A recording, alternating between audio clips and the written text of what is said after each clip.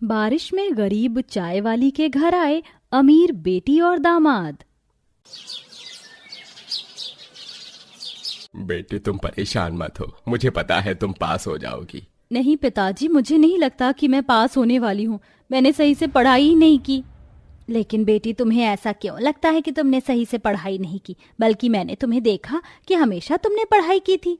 नहीं माँ, पिताजी, मेरी हिम्मत नहीं हो रही है कि मैं अपना रिजल्ट देखने जाऊं।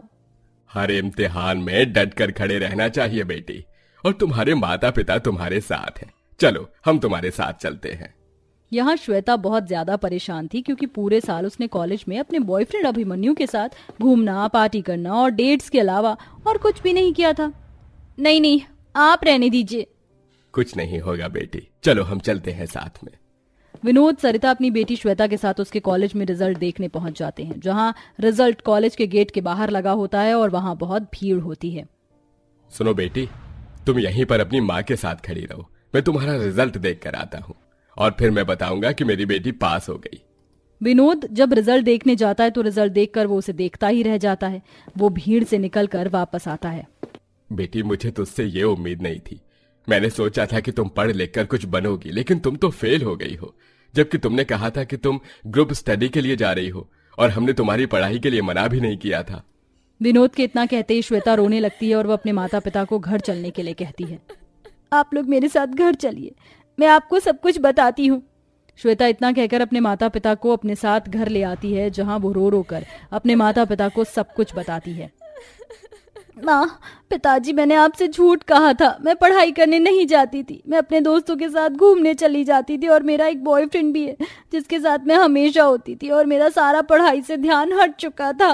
ये सुनते ही विनोद और सरिता को बहुत गुस्सा आता है। इधर सरिता रोते हुए अपनी बेटी से कहती है, बेटी, हमने तुम्हारी सारी ख्वाहिशों को पूरा किया।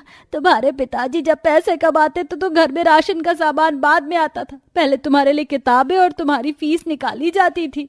क्या तुम्हें जरा भी तरस नहीं आया अपने पिता की कमाई पर? पिताजी, मुझे माफ कर दीजिए, लेकिन मैं जिससे प्यार करती हूँ वो बहुत अच्छा लड़का और उसके साथ मैं खुशी से रहूंगी क्योंकि वो अमीर है। और फिर मुझे पढ़ाई करने की जरूरत ही क्या है जब इतने अमीर लड़के से मेरी शादी हो जाएगी। पढ़ाई बहुत मूल्यवान होती है बेटी, कभी भी वक्त पढ़ने काम आ जाती है। पिताजी, बस आप एक बार अभिमन्यु से मिल लीजिए, आपकी सभी गलतफहमी दूर हो जाएगी। अगर आपकी बेटी शादी करना चाहती है तो कोई बात नहीं, आप उसकी शादी करवा दीजिए। अपनी बेटी का मन को मत मारिए।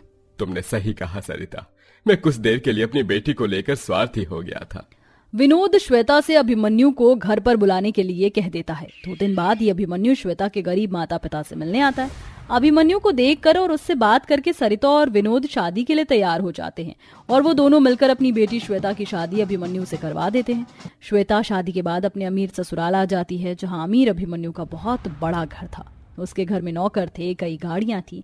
एक गरीब जिंदगी से निकलकर जब श्वेता अमीर जिंदगी में आती है तो वह अपने माता पिता को भी भूल जाती है।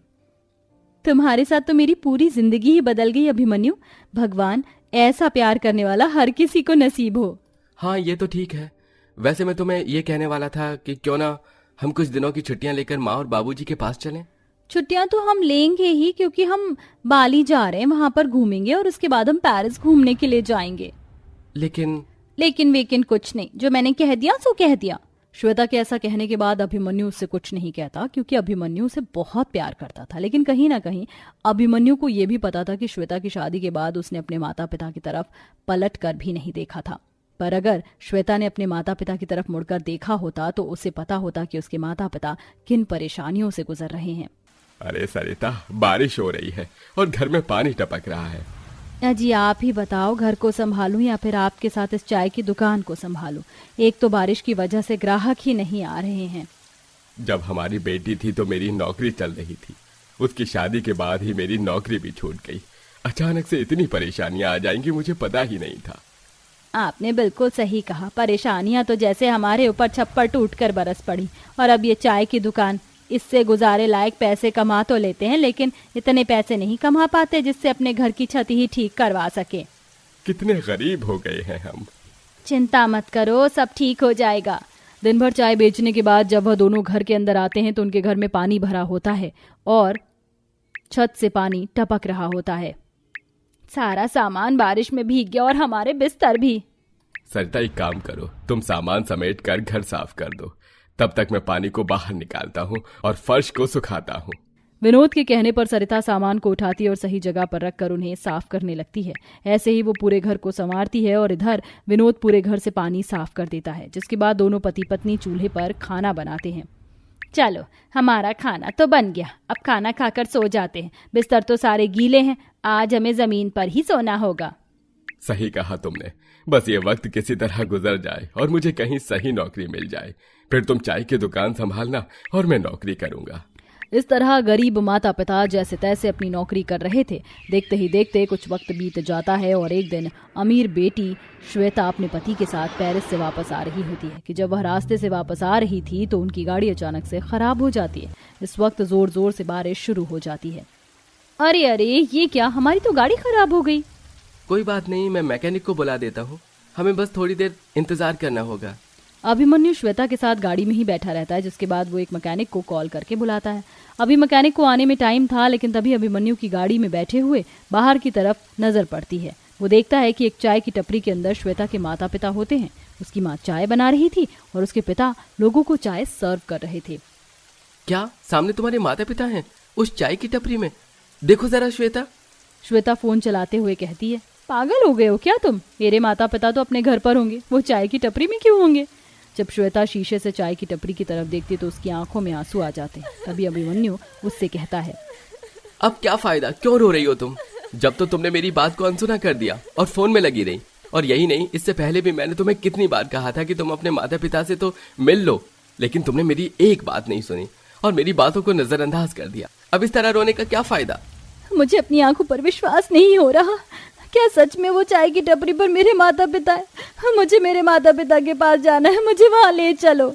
श्वेता के कहने पर अभिमन्यु गाड़ी से बाहर निकलता है और छाता खोलता है, जिसके बाद वह उसे उसके माता पिता के पास लेकर जाता है, जहां अपने गरीब माता पिता को चाय की टपरी चलाते हुए देख श्वेता रोते हुए अपनी माँ के गले लग जाती है। अरे अरे माँ, ये आपकी क्या हालत हो गई है? पिताजी, आप दोनों यहाँ चाय की टपरी पर काम क्यों कर रहे हो? और आप दोनों तो बारिश में भीगे हुए हो। तेरे जाने के बाद बेटी तेरे पिताजी की नौकरी छूट गई थी।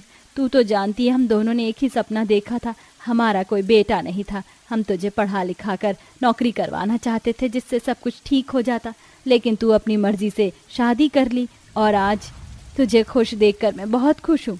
कितनी सुंदर लग रही है तू, कितनी महंगी साड़ी पहनी है। पहली बार मेरी बेटी मेरे दामाद के साथ हमारे घर आई है। आओ तुम दोनों यहाँ पर बैठो, यहाँ पर बारिश नहीं आ रही। विनोद अपने दामाद और अपनी बेटी को बिठाता है। अपने गरीब माता पिता की हालत देखकर श्वेता को अपनी गलती का एहसास होता है। आप दोनों ने कितनी मुसीबत उठाकर मुझे पाला था और मुझे पढ़ाया था, लेकिन मैंने आपकी सारी उम्मीदों को तोड़ दिया। मुझे माफ कर दो माँ पिताजी। माफी क्यों मांग रही हो बेटी? तुम इतनी खुश हो और तुम्हारा फैसला बिल्कुल सही था। तुम्हारे पास किसी चीज की कमी नहीं है। अच्छे कपड़े पहनती हो, महंगी गाड़ियों में घूमती हो। इससे ज्यादा एक माता पिता को और क्या चाहिए कि उनकी बेटी बहुत खुश है। पिताजी, अगर मैं चाहती तो मैं शादी के बाद आपकी परेशानियों को दूर कर सकती थी, लेकिन मैंने तो पलट कर ही नहीं देखा। लेकिन अब मैं आपकी सारी परेशानियों को खत्म कर दूंगी, मैं आपसे वादा करती हूँ। ऐसा वादा करने के बाद श्वेता अपने पति की मदद से अपने माता पिता के लिए बरसात में एक अच्छा घर खरीदती है, जिसकी छत पक्की होती है और साथ में वो हर महीने अपने माता पिता के लिए राशन डलवा देती है, जिससे उनके घर में खाने की कभी कमी नहीं होती। इसी के चलते अब श्वेता के गरीब माता पिता बरसात हो या ठंड हो या गर्मी हो, आराम से अपने घर में खुशी खुशी रहते हैं।